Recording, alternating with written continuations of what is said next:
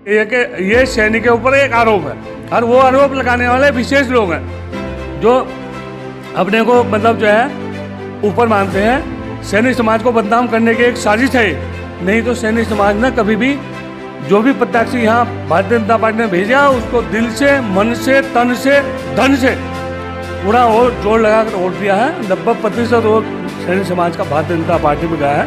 ये मेरा मानना बिल्कुल नहीं है कि सैनिक समाज ने कभी भी अपने समाज के व्यक्ति के सामने धोखा किया, नहीं किया। पूरा वोट पूरे सैनिक समाज ने पैसों से भी मतलब हर तरह, तो वही लोग ये प्रचारित करते हैं कि सैनिक ने सैनिक हो रहा है। नहीं तो मोनू भाई, मेरा जहाँ तक मानना है 2012-2017 के चुनाव में मैं भारतीय जनता पार्टी अगर मुझे मौका देगी तो यह जो मिथक है कि भाई कांग्रेस की सीट है तो ये मिथक टूटेगा। ये जो शेरपुर में एक रैली हुई थी हमारे सैनिक समाज की, तो उसमें सैनिक समाज के जो लोग थे अधिकतर भारी लोग थे।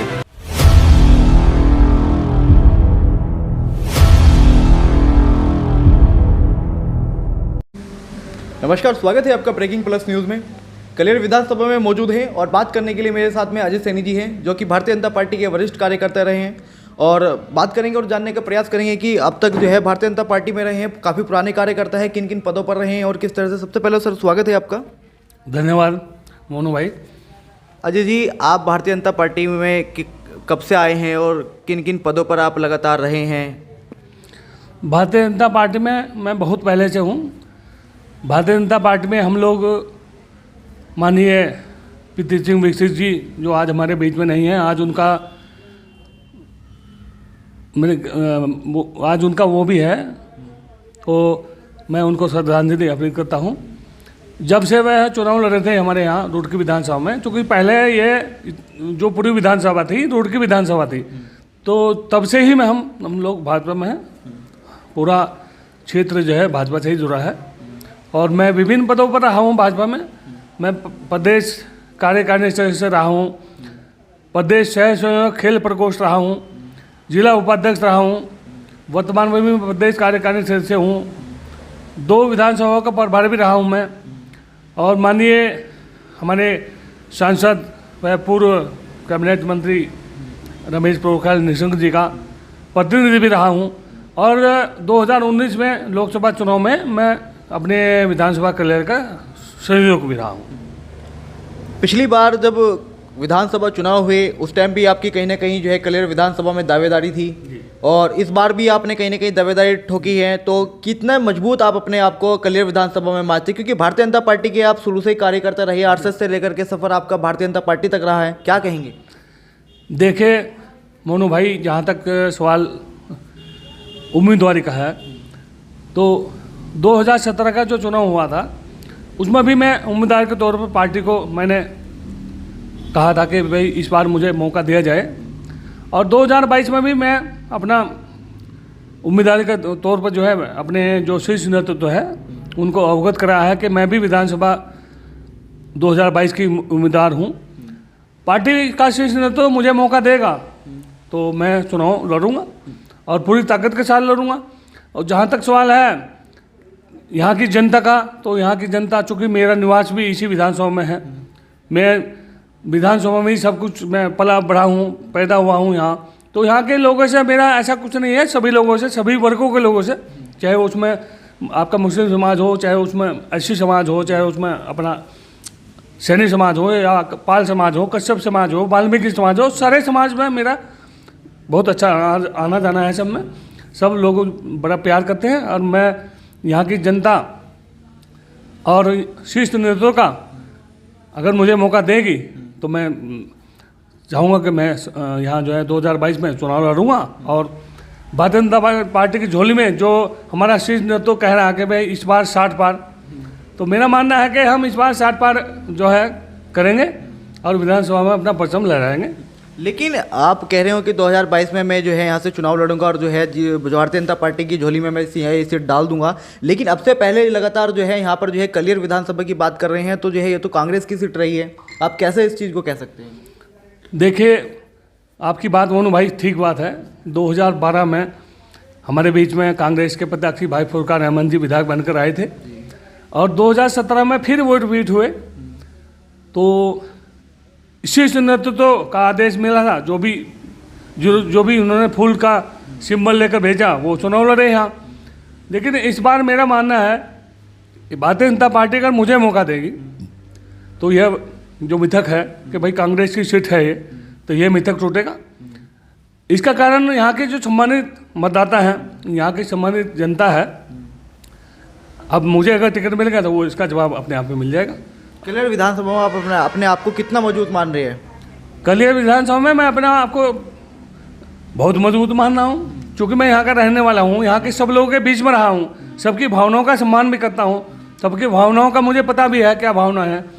और वर्तमान में जो हमारे विधायक हैं फुरकान भाई, लोगों के बीच में उन्होंने कैसे काम किया है, क्या कहाँ काम किया है, वो तो वही जानते हैं। लेकिन जनता के बीच में, चूँकि इस बार जो है जनता चाह रही, यहाँ 2022 में बदलाव चाह रही, तो मैं अगर शीर्ष नेतृत्व मुझे मौका देगा तो ये सीट जो है उनको मैं निकाल कर दूंगा। लेकिन यहाँ से लगातार आप ही के समाज से, सैनी समाज से लगातार कई प्रत्याशी जो है भारतीय जनता पार्टी से मांग कर रहे हैं, चाहे वो मुनेश सैनी जी हो, चाहे जय भगवान सैनी जी हो, चाहे आप हो, या उसके अलावा और भी कई दलों के जो है नेता यहाँ आ चुके हैं। सुरेंद्र सैनी जो है यहाँ बसपा से आ गए हैं, क्या कहेंगे इस बारे में आप? देखिए मोनू भाई, ये तो भारत का इतिहास रहा है कि यहाँ जो है सभी को लड़ने के लिए मनाही नहीं है। यहाँ का जो संविधान है, हमारे डॉक्टर भीमराव अम्बेडकर ने जो संविधान हमारा बनाया है, उस संविधान में सबको लड़ने का हक है, उसमें किसी को कोई मनाही नहीं है। और जहाँ तक सैनिक समाज के मेरे और भी साथी हैं जो उम्मीदवारी में अपना लगे हैं और उम्मीदवारी के लिए मांग कर रहे हैं कि भाई मैं यहाँ उम्मीदवार रहूँगा, तो मेरा उनसे भी यही निवेदन है कि भारतीय जनता पार्टी का शीर्ष नेतृत्व जिसको भी सिंबल देकर भेजेगा, हम सब लोग इकट्ठे होकर साथ काम करेंगे और मेहनत के साथ में इस सीट को 2022 में निकालकर उनकी झोली में डालेंगे। कलियर विधानसभा में सैनी समाज मजबूत स्थिति में है, लेकिन दो सैनी सामने आएंगे अलग अलग पार्टी से, तो क्या इसका प्रभाव पड़ेगा? देखिए मोनू भाई, ऐसा है, जहाँ तक आप बीएसपी के उम्मीदवार की कर रहे हैं, सुबह हमारे सैनी समाज के उम्मीदवार हैं भाई सुरेंद्र सैनी जी को बीएसपी ने यहाँ 2022 में बीएसपी ने चुनाव लड़ने के भेजा है। लेकिन मुझे कुछ ऐसी भी जानकारी मिली है कि वह पार्टी के जो शीर्ष नेतृत्व है वो उनको जो है कमज़ोर यहाँ मान रहा है। कारण क्या है? कारण ये है कि भारतीय जनता पार्टी का जो एक यहाँ सैनिक के साथ रहा है जुड़ाव, चूँकि सैनिक समाज भारतीय जनता पार्टी को एक हिंदुत्व होने के नाते उनको वह पसंद करता है और उस भारतीय जनता पार्टी को वोट करता है। तो जहाँ तक मेरा मानना है कि सुरेंद्र भाई उस मिथक को नहीं तोड़ पाएंगे, क्योंकि भारतीय जनता पार्टी के साथ में सैनी समाज पूरी तरीके से लगा है और वो लगा रहेगा। आपकी बात ठीक है। सैनी समाज की अगर बात करें तो अभी पिछले कुछ समय में लगातार दो रैलियां हुई हैं सैनी समाज की। आप बात करें तो जो है रुड़की के अंदर जो है आपके जो है रैली की गई है, उसके अलावा फिर बाद में लक्सर में की गई है, और दोनों की दोनों रैलियां जो है वो सैनी सम्मेलन के नाम से की गई हैं और वो कांग्रेस के बैनर तले की गई है। इससे आप क्या कहेंगे? अभी आपने सवाल भी कर दिया, जवाब भी आपने दे दिया। तो जहाँ तक मेरा मानना है, ये जो शेरपुर में एक रैली हुई थी हमारे सैनी समाज की, तो उसमें सैनी समाज के जो लोग थे अधिकतर बाहरी लोग थे जो सैनी। लेकिन क्या वो सैनी सम्मेलन ही था? मैं वही बात कर रहा हूँ आपको। जो हमारा सैनी समाज यहाँ का था, लोकल का, हरिद्वार का था, उनको झूठ बोलकर भ्रमित करके उसमें रैली में लाया गया था। क्योंकि वो रैली का नाम तो दिया गया था जरूर कि सैनी सम्मेलन है, लेकिन वो रैली कांग्रेस की थी। जिस रैली में हमारे महापुरुष का भी कोई चित्र नहीं लगाया गया हो, जिस रैली में माननीय पूर्व मुख्यमंत्री हरीश रावत जी, प्रदेश अध्यक्ष गणेश गोंदियाल जी और जो कांग्रेस पार्टी के वरिष्ठ नेतृत्व है उनके फोटो लगे थे, तो मैं कैसे मान लूँ कि वो सैनी समाज की रैली थी? वो कांग्रेस की रैली थी, कांग्रेस का सम्मेलन था, नाम उसको सैनी दिया गया था। तो मैं नहीं मानता कि वो सैनी समाज का था, वो कांग्रेस का सम्मेलन था। संदेश तो एक बहुत गया है कि जो है पूरा का पूरा समाज जहाँ भारतीय जनता पार्टी का हुआ करता था, आज जो है पूरा का पूरा जो है कांग्रेस की झोली में आके पड़ गया है। इनमें मंच से लगातार इस तरह की आवाज़ें वहाँ निकलती रही। जी, वो बात आपकी ठीक है। कुछ हमारे लोग थे जो लोगों को भ्रमित करके वहाँ लाए थे, और कुछ बहुत से लोग वहाँ से वापस भी गए ये कह के भाई ये कांग्रेस का सम्मेलन है, सैनी समाज का नहीं है, क्योंकि हमारे किसी भी समाज के किसी भी बड़े महापुरुष का कोई चित्र वहाँ नहीं था। और जहाँ तक मेरा मानना है कि जो भारतीय जनता पार्टी से अलग हुए हैं लोग, वही लोगों को भ्रमित कर रहे थे, वही जो कुछ कह रहे थे वही कह रहे थे। अन्य किसी लोगों ने तो ऐसा नहीं कहा। आज जहाँ तक मेरा मानना है, सैनी समाज भारतीय जनता पार्टी के साथ था और हमेशा रहेगा। सैनी समाज भारतीय जनता पार्टी के साथ में है, लेकिन क्या सैनी समाज की इतनी ही यहाँ पे वो है कि उनको सिर्फ जो है एक टिकट दे दिया जाता है, उसमें ही उनका भला हो जाता है? उसके अलावा इतनी आबादी यहाँ सैनी समाज रखता है? देखिए मोनू भाई, शीर्ष नेतृत्व को भी इस बात का पता है कि सैनी समाज यहाँ बहुत ज़्यादा संख्या में है, लेकिन बात वही है कि हमारे बीच में सैनी समाज का कोई भी व्यक्ति अभी इस लाइन में नहीं आया है कि वह कहीं अपना प्रेशर बना सके। क्योंकि 2000 में हमारा नया राज्य उत्तराखंड बना, उससे पहले हमारा यूपी में थे हम लोग। और यूपी में आपने देखा होगा कि नाम सिंह सैनी जी हमारे मेरे गुरुजी रहे हैं, मैं तो उनके सामने पढ़ा हूँ। पृथ्वी सिंह विकसी जी यहाँ मंत्री भी रहे और कद्दावर नेता के रूप में मतलब सैनी समाज यहाँ रहा। लेकिन कुछ कपितीय कारणों के कारण 2000 से जब से हमारा उत्तराखंड बना, तो यहाँ की जो स्थिति है सैनी समाज उसमें अभी तक जो है नेतृत्व के रूप में नहीं आया। जिस दिन हमारे सैनी समाज का नेतृत्व आ जाएगा तो उस दिन हमारे सैनी समाज के जो और अन्य लोग हैं अन्य पदों पर जाएंगे। क्योंकि एक देखो, नेतृत्व करने वाला व्यक्ति चाहिए। जब तक किसी भी समाज को कोई नेतृत्व करने वाला व्यक्ति नहीं मिलेगा, तब तक उस समाज का कहीं, यानी कि आप मानते हैं कि समाज के अंदर नेतृत्व करने वाले लोग नहीं है? ये नेतृत्व करने वाले लोग हैं मोनू भाई, नेतृत्व करने वाले लोग हैं, लेकिन पता नहीं किन कारणों से हम देखो 2012 में हम हारे, 2017 में भी हमारे, अब 2022 है। 2022 में क्या स्थिति रहती है वो हमारे सामने अब आ जाएगी 3 महीने बाद। मेरा कहना यही है कि हमारा समाज का कोई शीर्ष नेतृत्व, कोई व्यक्ति मान लिया विधायक के पद पर या किसी और पद पर पहुँच जाए तो उससे समाज का भी भला भी होगा। जो समाज के और अच्छे व्यक्ति हैं वो भी कहीं ना कहीं उस संगठन में या कहीं सरकार में स्थापित होंगे, ऐसी बात नहीं है। और मेरा मानना यह है कि शायद 2022 हमारे समाज के लिए खुशखबरी लेकर आए कि हमारा समाज आगे बढ़े और जो हमारे समाज के व्यथित लोग हैं, जो कहीं मतलब जो है सम्मिलित नहीं हो पा रहे संगठन में या और सरकार में कहीं भी, तो वो सभी लोग जो है सम्मिलित होंगे सब। तो अभी कलेर विधानसभा से आपकी तैयारी है, कितना आप अपने आप को वहाँ मजबूत मान रही है तो आपने बता दिया, लेकिन क्या विशेषता है आपको वहाँ पे, क्यों लोग पसंद करें? देखिए मोनू भाई, ऐसा है, लोग पसंद करना ना करना तो व्यक्ति के ऊपर निर्भर करता है। क्योंकि मैं यहीं पला हूँ, यहीं बढ़ा हूँ, यहीं पैदा हुआ हूँ, यहीं लोगों के बीच में रहा हूँ, उनके अच्छे में, उनके बुरे में, उनके सभी हर काम में, चाहे ब्याह हो, चाहे शादी हो, चाहे जीना हो, चाहे मरना हो, मैं उनके हर काम में मैं मतलब साथ रहा हूँ। अगर मान लिया किसी आदमी को कोई दिक्कत आई, मैं उसके साथ भी रहा हूँ। कहीं भी उसको कोई किसी किस्म की दिक्कत शासन से, प्रशासन से या और कहीं से आई हो तो मैं उसका सहयोग किया है। तो इसी वजह से दूसरा यह है कि मैं कभी भी, मेरे पास में कोई भी व्यक्ति आया हो, चाहे वो हमारे समाज का हो या अन्य समाज का हो, मैंने उसको कभी निराश नहीं किया।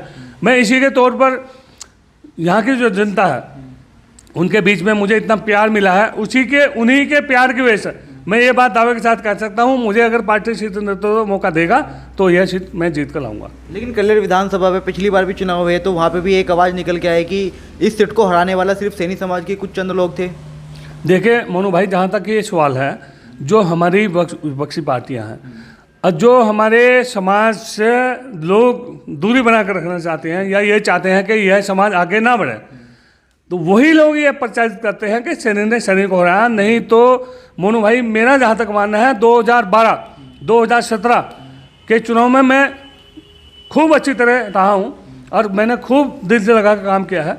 और जहाँ तक मेरा मानना है, देखो कोई भी समाज हो, मेरा सैनी समाज की बात नहीं कर रहा हूँ, मेरा कोई भी समाज हो, चाहे वो झोझा समाज हो, चाहे वो तिरली समाज हो, चाहे वो रोड समाज हो, देखो कोई भी समाज में हर तरह के लोग होते हैं। ऐसा नहीं है कि वो केवल भाजपा के लोग हैं भाई, हर बिरादरी में हर पार्टी को पसंद करने वाले लोग हैं। कोई कांग्रेस में जाएगा, कोई बसपा में जाएगा, कोई सपा में जाएगा, कोई कहीं और जाएगा, किसी के ऊपर कोई प्रतिबंध नहीं है। सारा समाज एक जगह नहीं जाता। दूसरी बात मोनू भाई, एक समाज के व्यक्ति एक समाज से वोट लेकर नहीं जीत सकता जब तक सर्व समाज की वोट उसे नहीं मिलेगी। तो जब क्या तक मानते सर्व समाज का उसे समर्थन नहीं मिलेगा तब तक वो कभी नहीं जीत सकता। और जहाँ तक मेरा मानना, आपका प्रश्न था कि सैनी ने सैनी को हराया, मैं इस बात को बिल्कुल नहीं मानता। चूँकि हमारा सैन्य समाज 2012 में भी पूरा 90% हमारे साथ रहा और 2022 में भी 90% सैन्य ने भाजपा को वोट किया। और भैया कोई 10-5 आदमी दाएं बाएं चले गए, वो तो सभी जगह होता है। आदमी खाना खाता है तो खाना खाते हुए उसके मुंह से भी टुकड़ा जो है गिरता है। तो ऐसा नहीं है, कोई भी समाज सर्व समाज से मतलब जो है मेरा मानना है सर्व समाज अगर वोट देगा तो व्यक्ति जीतता है।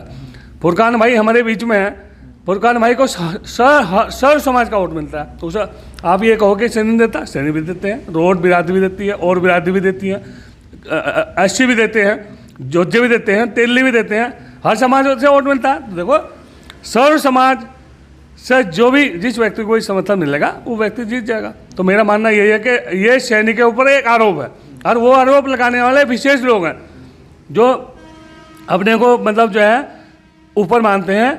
सैनिक समाज को बदनाम करने की एक साजिश है, नहीं तो सैनिक समाज ने कभी भी जो भी प्रत्याशी यहाँ भारतीय जनता पार्टी ने भेजा उसको दिल से, मन से, तन से, धन से पूरा और जोर लगाकर वोट दिया है। 90% वोट सैनिक समाज का भारतीय जनता पार्टी पर गया है। ये मेरा मानना बिल्कुल नहीं है कि सैनिक समाज ने कभी भी अपने समाज के व्यक्ति के सामने धोखा किया, नहीं किया।